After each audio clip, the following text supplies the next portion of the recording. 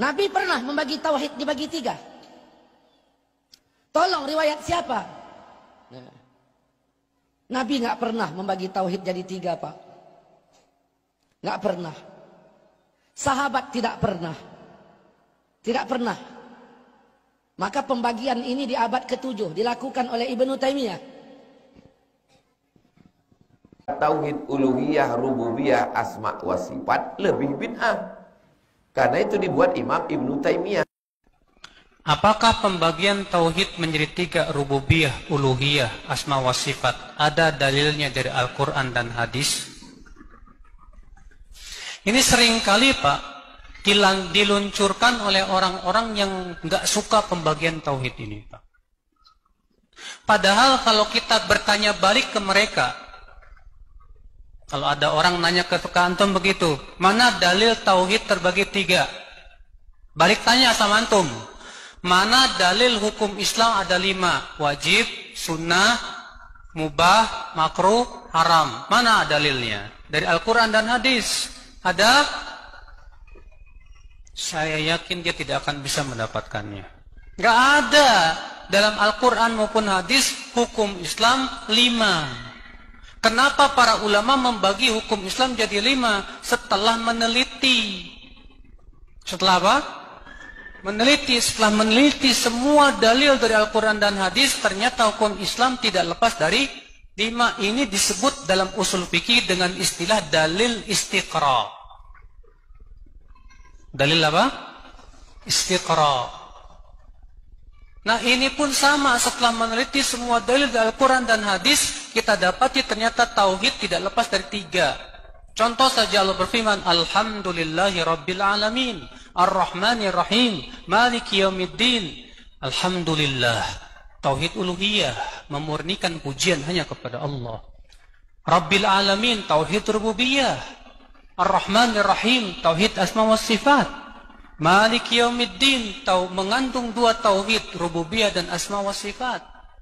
Iyyaka na'budu wa iyyaka nasta'in, tauhid uluhiyah. Ihdinas siratal mustaqim, permintaan kepada Allah, uluhiyah. Maka dari itulah saudara-saudaraku sekalian, silakan periksa semua dalil dari Al-Quran dan hadis. Tauhid tidak lepas dari 3 tadi. Maka dari itulah ini disebut oleh para ulama dengan istilah dalil istiqra. Itu dalil, yaitu dari hasil meneliti seluruh dalil dari Al-Quran dan hadis Nabi SAW. Iya. Nah itu. Lalu kemudian ada yang bertanya, tauhid yang 3 itu bid'ah karena tidak ada dalil yang menjelaskan tauhid yang 3. Sekarang saya mau tanya, pembatal sholat itu, rukun sholat itu juga, apakah ada hadis Nabi yang mengatakan rukun sholat itu ada 13 atau ada 14? Tidak ada. Itu semua istiqra. Istiqra itu para ulama menganalisa, lalu kemudian ditulis. Demikian pula pembatal wudhu ada sekian, syarat sahnya sholat misalnya, apakah ada? Tidak ada. Maka bukan berarti istiqra itu adalah bid'ah. Sebagaimana kalau teman-teman tahu, apakah ada perintah Nabi untuk sholat tahiyatul masjid? Kalau dengan lafaz seperti itu tidak ada, itu istiqra. Ulama kemudian menamai sholat itu tahiyatul masjid. Nabi mengatakan, idza dakhala ahadukumul masjida fala yajlis hatta yusalli rak'atain. Kalau kamu masuk masjid, jangan duduk sampai sholat 2 rakaat. Lalu oleh ulama dikasih nama tahiyatul masjid, menghormati masjid. Nabi tidak pernah mengatakan sallu tahiyatul masjid. Tidak pernah. Nabi hanya mengatakan kalau masuk masjid sebelum duduk sholat 2 rakaat. Loh, berarti tahiyatul masjid bid'ah dong? Tidak, ini istiqra. Biar lebih mudah. Bayangkan kalau kemudian kita nyuruh orang sholat. Sholat apa? Sholat sebelum duduk, begitu. Kan Nabi mengatakan sholat sebelum duduk. Tidak lantas kemudian kita mengatakan kalau kamu mau masuk masjid sebelum duduk sholat, cukup tahiyatul masjid. Nah, sudah. Ini istiqra. Untuk memudahkan saja. Sebagaimana sholat ba'diyah, sholat qobliyah. Nabi tidak mengatakan sallu ba'diyah, sallu qobliyah. Itu hanya untuk memudahkan memahami. Ini istiqra. Demikian pula mengenai masalah tauhid uluhiyah, rububiyah dan asma wa sifat. Nah, itu karena memang faktanya ada orang yang dia sudah mengakui rububiyah Allah tetapi dia tidak memiliki tauhid uluhiyah. Maksudnya bagaimana? Mereka mengakui Allah yang memberi rizki, mereka mengetahui Allah yang memberi hidup, tetapi mereka justru memuja yang lain. Misalnya memuja di Laut Kidul, memuja apalagi misalnya. Berarti mereka kalau ditanya siapa yang ngasih rezeki, jawaban mereka siapa? Allah. Tapi siapa yang dipuja? Nah, Nyai Roro Kidul misalnya. Berarti tauhid uluhiyahnya rusak. Meskipun dia tauhidnya rububiyah masih punya. Ketika ditanya siapa yang ngasih hidup? Allah. Siapa yang ngasih rezeki? Allah. Loh kok yang dipuja Nyai Roro Kidul? Uluhiyahnya rusak.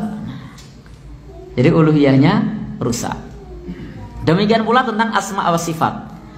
Kenapa perlu dipisah di sini? Supaya kita tidak ilhad, tidak menyimpang di dalam memahami asma wa sifat. Supaya kita tidak menyamakan nama Allah dengan nama makhluknya. Maka ada bahasan sendiri bahwa asma wa sifat Allah itu laisa kamitslihi syai' wa huwas samiul basir. Tidak serupa dengan sesuatu pun, dan Allah Maha mendengar lagi Maha melihat. Maka kalau sudah dibahas tentang masalah sifat Allah, maka hendaknya kita tidak boleh mentakwil, tidak boleh ditaktil, tidak boleh ditahrif, tidak boleh ditakyif. Bisa dipahami ya? Tidak boleh ditakwil. Jadi di sini misalnya wasi'a kursius samawati wal ard. Allah punya kursi, tidak usah ditakwil. Pahami saja Allah punya kursi, selesai. Tidak usah ditakwil dengan kekuasaan, kepemilikan, apalagi keagungan. Sudah, Allah punya kursi. Kita tidak perlu kemudian mentakwilnya, tidak pula ditaktil, ditiadakan. Oh, tidak mungkin Allah punya kursi. Oh, kalau begitu Allah butuh makhluk. Justru makhluk yang butuh kepada Allah Subhanahu wa taala. Ya, Allah itu Maha kuasa atas segala sesuatu, ya terserah Allah mau bagaimanapun. Itu Allah Maha kuasa atas segala sesuatu. Apakah ketika Allah itu memiliki langit dan bumi lalu Allah butuh langit dan bumi? Apakah ketika Allah memiliki manusia dan jin, apakah Allah butuh dengan manusia dan jin? Kan tidak. Maka ini Allah Subhanahu wa taala punya kursi. Ya udah kita imani kursi. Bagaimana kita tidak tahu. Maka tidak perlu ditakyif. Jangan ditanyakan bagaimana. Demikian pula tidak perlu ditahrif, dipalingkan dari makna aslinya. Kita meyakini dan mengimani sebagaimana yang Allah maksud, selesai. Jadi kita mengimani dan meyakini sebagaimana yang Allah maksud, bahwa Allah punya kursi. Jangan tanya bagaimana, jangan tanya seperti apa, tidak perlu ditakwil, tidak perlu ditahrif, tidak perlu ditiadakan. Karena memang faktanya ayatnya ada. Bahkan semua orang mengatakan ayat kursi, tidak ayat kekuasaan. Ya kan? Andai kan kursi ini harus ditakwil kekuasaan, mestinya tidak nyebut ayat kursi, ayat kekuasaan. Pernah dengar gitu? Dibacakan ayat kekuasaan saja gitu. Pernah ada orang kesurupan, sini ayat kursi. Oh jangan, kalau ayat kursi itu berarti Allah butuh makhluk, berarti mujassimah itu. Oh, jangan ayat kursi. Apa? Ayat kekuasaan. Pernah dengar gitu? Belum kan? Nah, jadi sudah, Allah punya kursi, selesai.